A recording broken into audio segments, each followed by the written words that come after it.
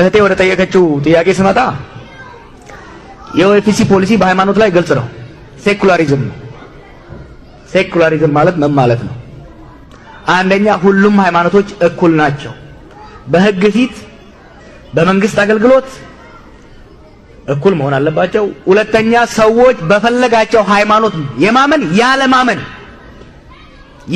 ያለማመን በፈለጋቸው መንገድ ፈጣሪን ማምለክ ከፈለጋቸው ደግሞ ያለ ማምለክ መብት አላቸው። ይሄ መብት መጠበቅ አለበት ብለን እናምናለን። የመንግስት ተቋማት ደግሞ ከሁሉም ሃይማኖት በእኩል ርቀት ላይ ኢኩዲስተንት በሆነ መልኩ መኖር አለባቸው ብለን እናምናለን። እውነት ከተናገርን ባለፈው 50 ዓመታት ከፍተኛ መሻሻል እዛ ሀገር ውስጥ መጥቷል። ሌትስ ኖት ቢ አንግሬትፉል አንሁን። በህዝባችን ትግል የሃይማኖት እኩልነት የሃይማኖት መብት እየተሻለ መጥቷል። የተወሰኑ ቡድኖች ቅድም በቄ እንዳለው በአንድ ሃይማኖት ላይ በዚህ ሃይማኖት ላይ ጥቃት ሊፈጽሙ ይችላሉ፣ ሊያጎድፉ ይችላሉ።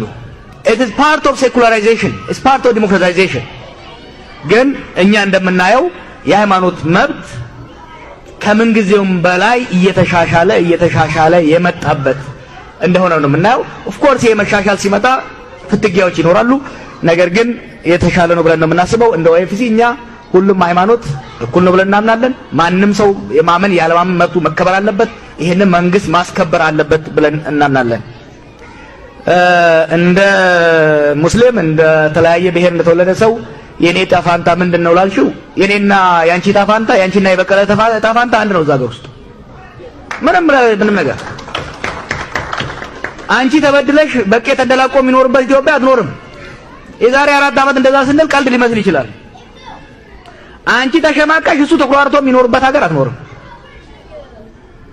ስለዚህ እኛ የምንታገለው ላንቺም ለኔም ለበቀለም ለሌላውም ለሀጎስም ለከበደም ለሁሉም ለውጁሉም የሚሆን ሀገር ለመመስረት የምንታገለው ዘላቂ ሰስቴነብል ፒስ ሊመጣ የሚችለው ግለሰቦች እንደ ግለሰቦች ቡድኖች እንደ ቡድኖች መብታቸው ሲከበር ነው ብለን ነው የምናምነው። ለዚህ ነው ትናንትና ስናገር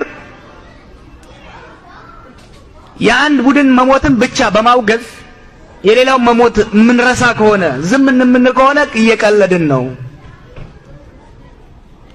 አንድ ቤት በአንድ ጎን ሲቃጠል እኔ ጋር አይደርስም ብሎ መቀመጥ ሊሆን አይችልም። ስለዚህ ያንቺ ዕጣ ፈንታ እንደ ኦኤፍሲ እንደ ኦፌኮ እኛ የምናስበው ያንቺም የሷም የሁሉም ዕጣ ፈንታ የተያያዘ ነው።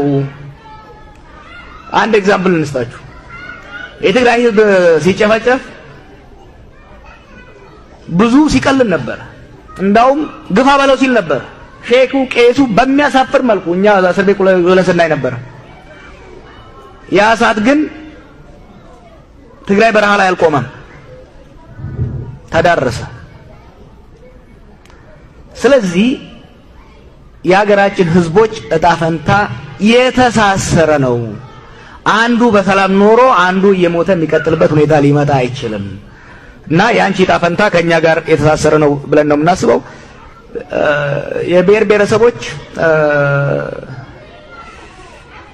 እኛ የኦሮሞ ታጋዮች ነን። አሁን እንዳልኩት የኦሮሞ መብት መከበር ብቻውን ኢትዮጵያ ውስጥ ኦሮሞ ብቻውን መብቱን ሊያስከብር አይችልም። የጉራጌው መብት እየተገፋ የጉሙዝ መብት እየተገፋ ኦሮሞ ተንደላቆ ሊኖር አይችልም። ለትንሽ ዓመታት ሊኖረው ይችላል፣ አልቲሜትሊ ግን ሊሆን አይችልም።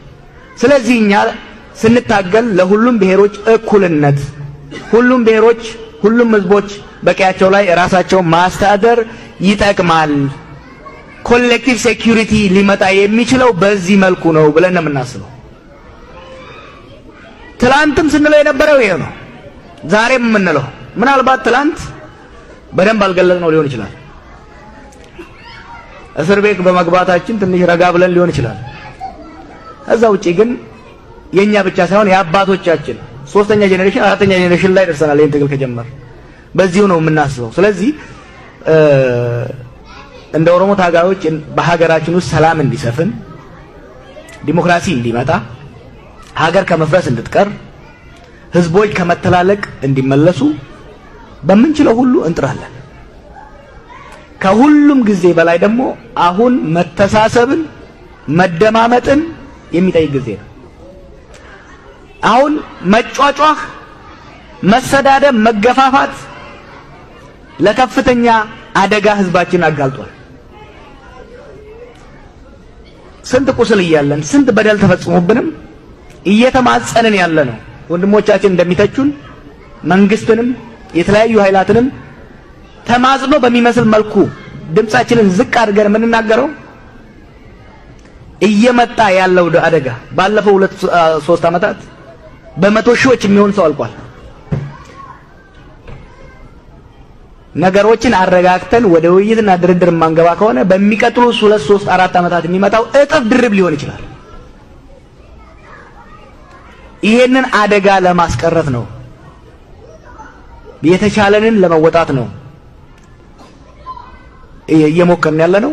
እንግዲህ ሁሉም እንዲያዳምጠን ተስፋ እናደርጋለን።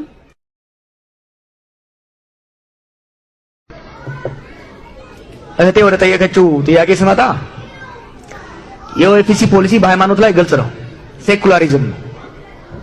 ሴኩላሪዝም ማለት ምን ማለት ነው? አንደኛ ሁሉም ሃይማኖቶች እኩል ናቸው። በህግ ፊት በመንግስት አገልግሎት እኩል መሆን አለባቸው። ሁለተኛ ሰዎች በፈለጋቸው ሃይማኖት የማመን ያለማመን